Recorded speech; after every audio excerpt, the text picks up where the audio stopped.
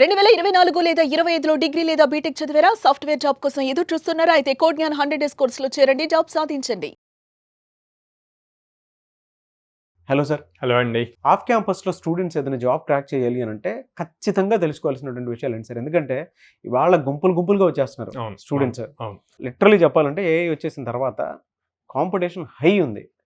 అది పిల్లలకు గాని, పేరెంట్స్‌కి గాని అర్థం కావట్లేదు గానీ, ఇవాళ దాని డిమాండ్ ఆ విధంగా ఉండటం వల్ల కనీసం ఒక 100 రోజులు మంది కాదనుకుని కోడ్ జ్ఞాన్ లాంటి ఇన్‌స్టిట్యూట్‌కి గాని సంప్రదిస్తే ఖచ్చితంగా సక్సెస్ అవుతాం అనుకునేటువంటి వాళ్ళే అంటే చూసిన అవును. తర్వాత రియలైజ్ అయినటువంటి పేరెంట్స్ ఉన్నారు. కొంతమంది జాయిన్ అయ్యారు గానీ ఇంకా తెలియాల్సినటువంటి అవసరం అయితే ఉంది. సో ఆఫ్ క్యాంపస్‌లో ఒక స్టూడెంట్ సక్సెస్ అవ్వాలంటే స్ట్రాటజీ ఎలా ఉండాలి?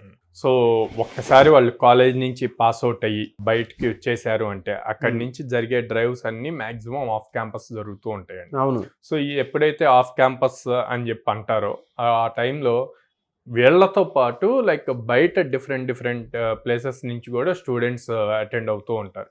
కొన్ని 1000 ఒక 10 పొజిషన్స్ ఉంటే కూడా 10,000 15,000 స్టూడెంట్స్ అటెండ్ అవుతున్నారు ఇప్పుడున్న సిచ్యువేషన్కి. సో అది వెరీ హై కాంపిటీషన్. సో అలాంటి కాంపిటీషన్లో కూడా మీరు యునిక్గా ఉండాలి. అలా యునిక్గా ఉండాలి అంటే కనుక కొన్ని స్టెప్స్ ఫాలో అవుదాం అండి.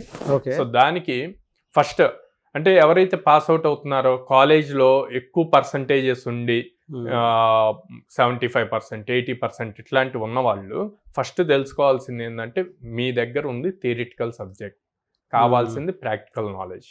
థియరిటికల్ సబ్జెక్ట్తో థియరిటికల్ నాలెడ్జ్తో 80% 75% తెచ్చుకుంటున్నారు. కానీ ఇంటర్వ్యూకి కావాల్సిన స్కిల్ ఉందా, ఇండస్ట్రీకి కావాల్సిన స్కిల్ ఉందా అన్నది క్వశ్చన్ చేసుకోవాలి. అది చేసుకోకుండా అన్నిటికీ అప్లై చేసి ఆఫ్ క్యాంపస్ ఆఫ్లైన్ ఇంటర్వ్యూ అనగానే అక్కడికి వెళ్ళిపోయి మళ్ళీ అక్కడ ఏం పెర్ఫామ్ చేయకుండా డిసప్పాయింట్మెంట్ అయ్యే బదులు లైక్ ఫస్ట్ స్కిల్ మీద ఫోకస్ చేయండి. ఎనీ ప్రోగ్రామింగ్ లాంగ్వేజ్, జావా అవనండి, పైథాన్ అవనండి, జావా స్క్రిప్ట్ అవనండి, వాట్ ఎవర్ యూ ఫీల్, ఏది కంఫర్ట్గా మీకు ఉంటుందో ఆ లాంగ్వేజ్ని ప్రాపర్గా ఇన్డెప్త్ విత్ బేసిక్స్ స్ట్రాంగ్గా నేర్చుకోండి. ఆ తర్వాత DSA data structure algorithms, so దాన్ని ఎక్కువగా ప్రాక్టీస్ చేయాలన్నమాట. సో ఇలా ప్రాక్టీస్ చేయడానికి మన దగ్గర చాలా ప్లాట్ఫామ్స్ ఉన్నాయి. లీడ్ కోడ్ అని ఉంది, గీక్ ఫర్ గీక్స్ ఉంది, హ్యాకర్ ర్యాంక్ ఉంది, హ్యాకర్ ఎత్ ఉంది, కోడ్ చెఫ్ ఉంది. సో ఈ ప్లాట్ఫామ్స్లో ఎక్కువగా ప్రాక్టీస్ చేస్తే కనుక అల్గరిథమ్స్ ఈజీగా గుర్తుంటాయి, ఎలా వర్క్ అవుతుంది ఏంటి అన్నది. Next communication skills. సో ఇంగ్లీష్లో ప్రాపర్గా ఇంటర్వ్యూలో ఎలా మాట్లాడాలి ఏంటి అన్నది తెలియాలి. 1-to-1 ఎలా మాట్లాడాలి, గ్రూప్ డిస్కషన్ ఎలా మాట్లాడాలి, at the same time presentation skills and interview skills. So వెళ్ళినప్పుడు హెచ్ఆర్తో ఎలాగా బిహేవ్ చేయాలి, ఎలా మాట్లాడాలి అన్నది కూడా చాలా ఇంపార్టెంట్. ఇవన్నీ ప్రాపర్గా బిల్డ్ చేసుకుంటే మీరు 50% సక్సెస్ అయినట్టు. నెక్స్ట్ మీకంటే ముందు రెజ్యూమ్ వెళ్తుంది హెచ్ఆర్ దగ్గరికి. ఆ రెజ్యూమ్ని ప్రాపర్గా బిల్డ్ చేయాలి. So single page resume build చేసి ఆ రెజ్యూమ్లో ప్రాపర్గా మీకు దేంట్లో అయితే కాన్ఫిడెంట్గా స్కిల్ ఉందో అవి మాత్రమే మెన్షన్ చేయాలి.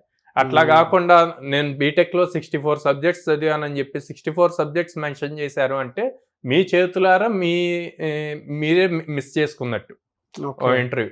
ఏ అయితే వచ్చో కాన్ఫిడెంట్గా వచ్చో వాటిని మాత్రమే స్కిల్స్గా మెన్షన్ చేయండి.